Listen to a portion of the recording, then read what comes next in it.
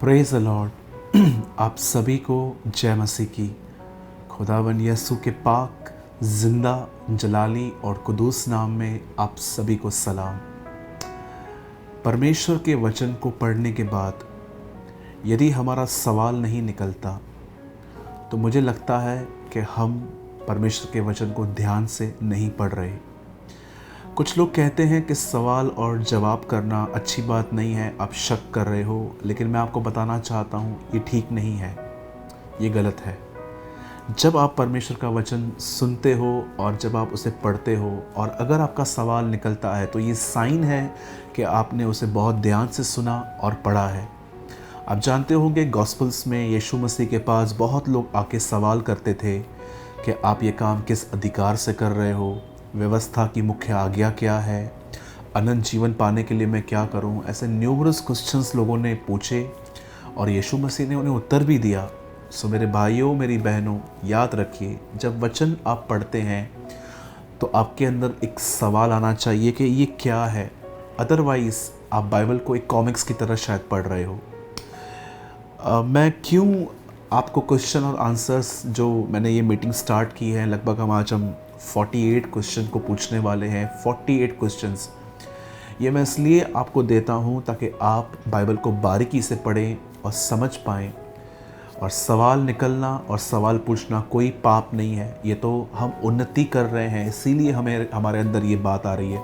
शक एक अलग बात होती है लेकिन सवाल एक अलग बात होती है।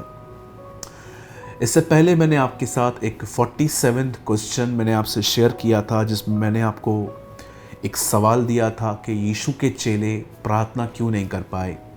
वहाँ लिखा है कि शरीर तो दुर्बल है परंतु आत्मा तैयार है। याद रखिए आपकी स्पिरिट हमेशा प्रेयर के लिए रेडी रहती है, लेकिन फ्लैश जो शरीर है वो उसे नहीं करने देता।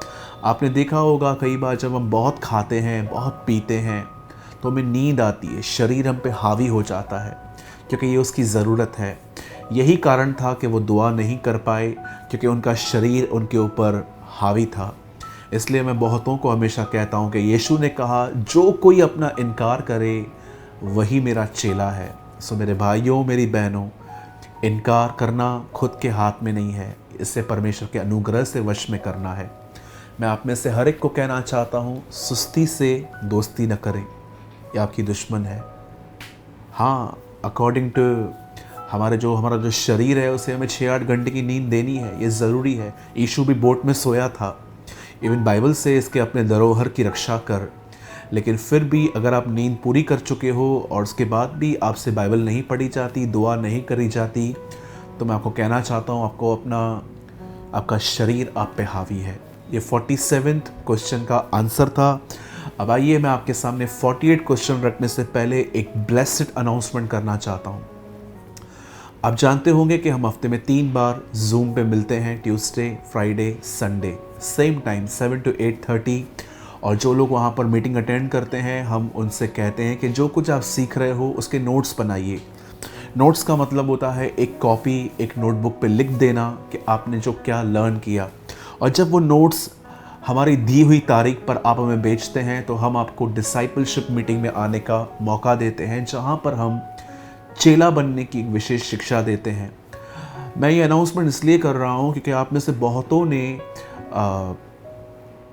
ये बातें सुनने के बाद टेलीग्राम जो ऐप है वो डाउनलोड किया और वहीं पर हम अपनी जूम की लिंक्स शेयर करते हैं।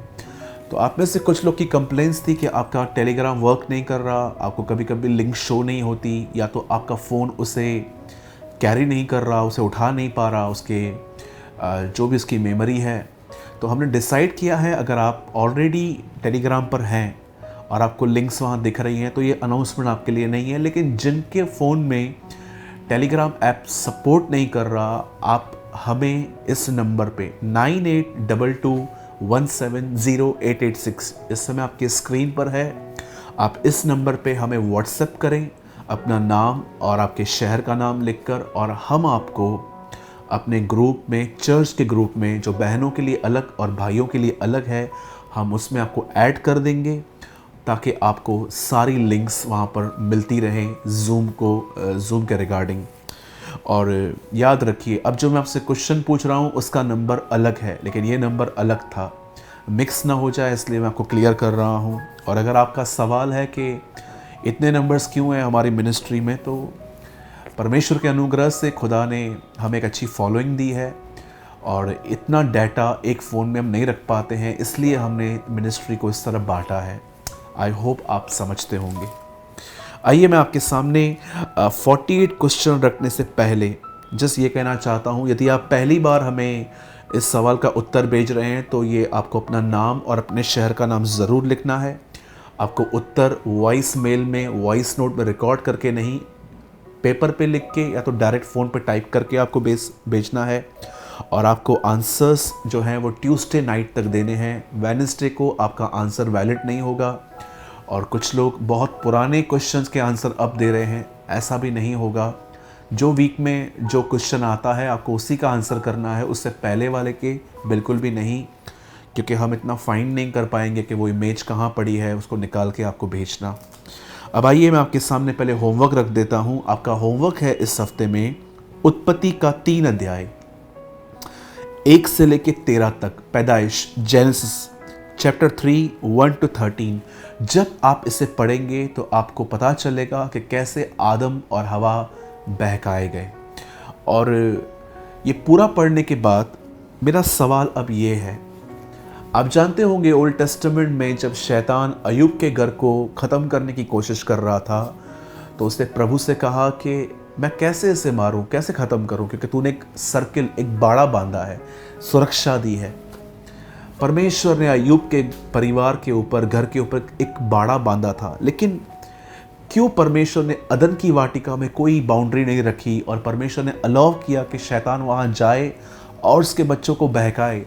मैं आप में से हर एक से अब ये सवाल ये पूछना चाहता हूँ, मेरा क्वेश्चन ये है, परमेश्वर ने शैतान को अदन की वाटिका में जाने की अनुमति क्यों दी?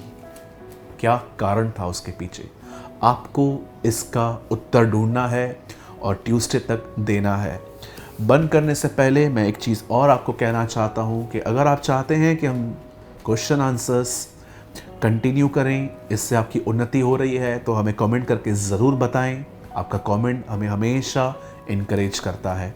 हम सारी बातों के लिए प्रभु को महिमा देते हैं। आप सभी को जय मसीह की।